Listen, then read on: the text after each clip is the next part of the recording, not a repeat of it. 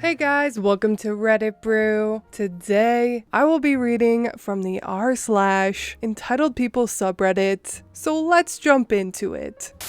I purposefully spilled a giant glass of wine on my mother at my brother's wedding. Last month, my brother got married to the woman he has spent the last 7 years of his life with. My sister-in-law is a wonderful woman, and I am more than happy for the two of them. Well, my mother, being the venomous demon she is, decided that one of the most important days in her oldest child's life must be made about her in some way. She showed up in an incredibly frilly white bridal dress. Her dress was much more of a bridal dress than the bride's that day. She was the talk of the whole event, for all the wrong reasons, mind you. My brother didn't even know if she would show up after a previous meltdown of hers, but he did not know what to do when he walked down the aisle to see her sitting in the front row. My Sil looked livid as well. At the lunch afterward, things only got worse, and I knew my mother was going to ruin this day. So I decided to take one for the team. We were served glasses of red wine at lunch, and I asked for mine to be filled to the brim. I walked over to where my mother was sitting and tripped, dousing her perfect white dress. I nearly got on my knees groveling to apologize, and she missed the lunch and much of the first half of the reception. She had to drive back home, a 4-hour round trip, to change into the dress my brother had originally bought for her. Lucky for me, no one cared but my mother. The maid of honor even ended up slipping me a text right after the scene, telling me that I deserve an Oscar for my performance. I didn't plan on coming on the internet to brag about destroying a bridal dress and causing a scene at my brother's wedding, but I just received a bottle of red wine from my sister-in-law with a card saying, "Enjoy the best bottle of wine I could find for the best wedding gift you could have given us."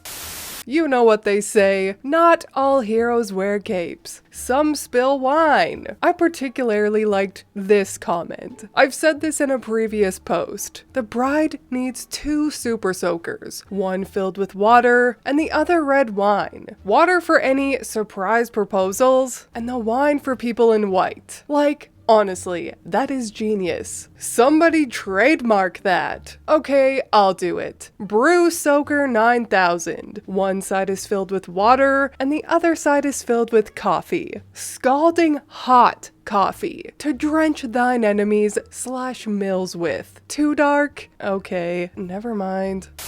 Choosing Beggar Bridezilla loses DJ and photographer in the middle of her wedding. I posted this as a comment in r/choosing beggars last night, and someone suggested I post this here. So, for your enjoyment, I give you the story of my very first wedding shoot. When I was just starting out in photography, it's more of a hobby now that pays sometimes. I took one of these low pay for full day shoots. I had a few photos to show off, but not pro-level portfolio. I charged the lady $600 for 8 hours. I know, I was new, and we all gotta start somewhere, right? At this really swanky local place. It was an old, like 1800s plantation house converted into a wedding venue. She paid the $300 non-refundable deposit a couple of months before the wedding. The check bounced. Should have been a clue, but I needed the work and the pictures. I called and emailed her to let her know what happened. She apologized and swears she'll pay the full balance in cash at the wedding. Get there the day of, and there is no one in charge. Find the bride, and she says she's going to get her money. Vanishes for 45 minutes, find her again, and she says her mom has it. Can't find her mom, find the mom, she's clueless. A couple of hours go by, and I help myself to the free food. Wedding starts. At this point, I figure, what the hell? I'll take some pictures anyway for my portfolio. Her uncle is there with a camera, constantly getting in my shots. I had to ask him to move or sit down 5 different times.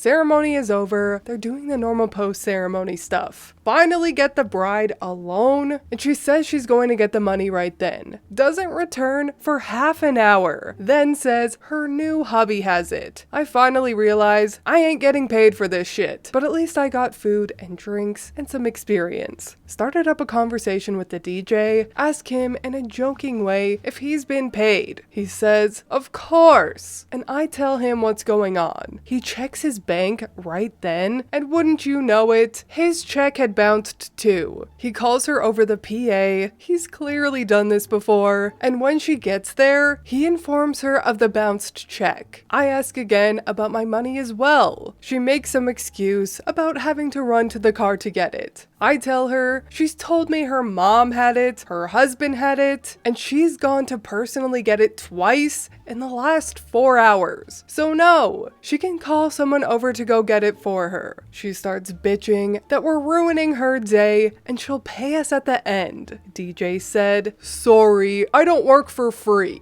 Cuts the music in the middle of everyone dancing and started unhooking his equipment. She loses it. He tells her she's got 5 minutes to get his money or he's out. I tell her the same. She runs off, and 10 minutes later, I'm helping the DJ pack up his stuff. Her husband, her parents, and the uncle stop us at the door, saying they have us for 4 more hours. We have a contract, and we can't leave. We both politely tell her that she hasn't held up her end of the contract by not paying for services by the appointed time. We agree that if we get our money right then, we'll stay. Shockingly, no one had the money for it, so we left. Here's the best part. She calls me a month later, stating that she just got back from her honeymoon and saw me taking pictures, saw the thumbnails on my site, but couldn't access them without a code, and she'd like her pictures and the code. I told her I'd be happy to give her the proofs, and she could order the individual pictures she wanted from me, once she pays me the $600 she owed. She then spent the next 2 weeks emailing me and leaving me voicemails stating that I either needed to give her the wedding pictures, remove them from my site because she didn't give me permission to use them and she owns the copyright, or she'd take me to court. I politely remind her of the contract, told her that this isn't how that works, and said I'd be happy to meet her in court with all of my documentation, contract, bank statements, showing bounced check, etc.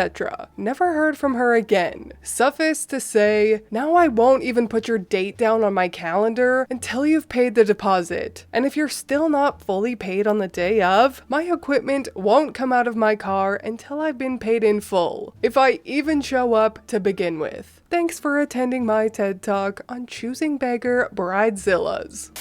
Wow, what a bunch of cold and calculated people. It's very clear that it was their intention to just scam their vendors the entire time. Thank God the DJ had a backbone and led the way of karma. I don't understand how people live with themselves expecting others to do their trade / craft / skills for cheap or free. Everybody needs to make a living, and everyone's time is valuable, not just yours. I still don't know how this happened, but I royally lucked out for my wedding photographer, and my husband and I just had a really small wedding at a cottage, so we weren't even going to get photos done, but I came across this ad for a wedding photographer that wanted to do a wedding for free because she was new and she wanted to build her portfolio, and she did such an amazing job. Here, I'll show you some of the photos she took. Like, she wanted to do this for free. Are you kidding me? These are so good. Anyway, long story short, even though she insisted she photograph our wedding for free, that was not flying with me. So I paid her $300. She was a young girl, I think around 19, who recently moved here from another country. So she was so excited to be paid, and I honestly felt as though she deserved more, but it made me so happy seeing how excited she was. Both my husband and I are freelancers as well, so we totally understand the struggle of certain jobs being undervalued. Anyway, that is all from me today. I hope you enjoyed these entitled people stories and my little moral high road spiel. If you did, please leave a like and subscribe. I truly appreciate when you do, and I will see you in the next Reddit story. Bye!